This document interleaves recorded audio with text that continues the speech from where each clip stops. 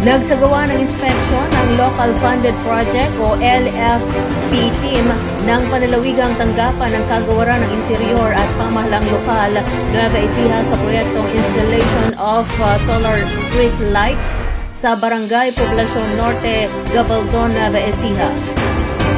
Naisakatuparan ang proyektong ito sa pamagitan ng Seal of Good Local Governance o SGLG Incentive Fund na may kabuang 1,153,000 pesos na iginawad sa munisipalidad mula sa pagpasa sa SGLG ng taong 2024.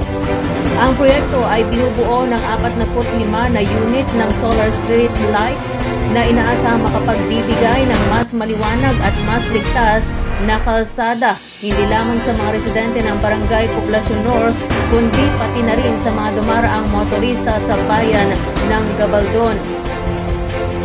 Ang SGLG ay kumakatawan sa Seal of Good Local Governance. Ito ay isang programang nakabatay sa pagkilala sa Pilipinas na kumikilala at nagbibigay insentibo sa mga local government units o LGUs para sa kanilang mahusay na pagganap sa iba't ibang larangan ng lokal na pamamahala.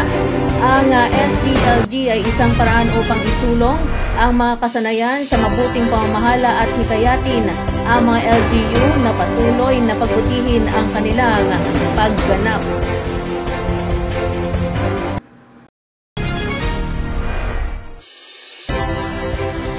Ipinangako ngayon ni Nueva Ecija 3rd District Congressman-elect Jay Vergara na tututukan niya ang paglaban sa smuggling at wala sa panahon ng pag-aangkat ng mga produktong pang-agrikultura kabilang ang palay, sibuyas at iba pang mga gulay.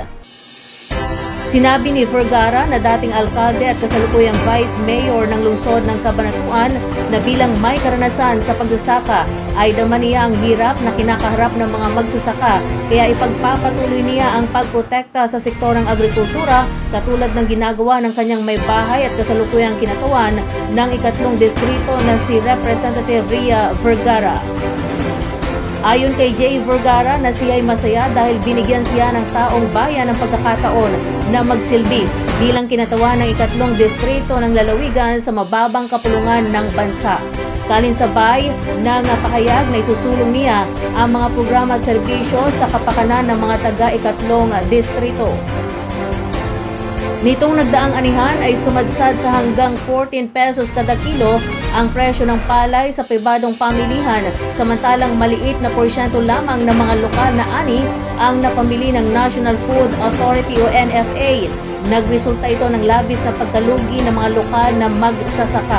Ani Vergara bagamat may pagkakataon na kailangang mag-angkat ng bigas ay mahalaga na nasa tamang timing ito na hindi maapektuhan ang mga magsasaka. Bukod sa agrikultura, kasama sa tututukan ng bagong kongresista ang pagpapaangat ng serbisyong pangkalusugan, edukasyon, infrastruktura at social services.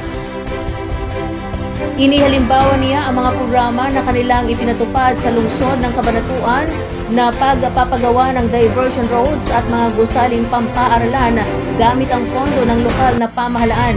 Sususugan din daw niya ang ginawa ni Congresswoman Ria Vergara na pagpapalaki sa Paulino J. Garcia Memorial Research and Medical Center o PJG-MRMC na ngayon ay isa ng pangunahing institusyong pangkalusugan sa gitnang Luzon na matatagpuan sa Cabanatuan City.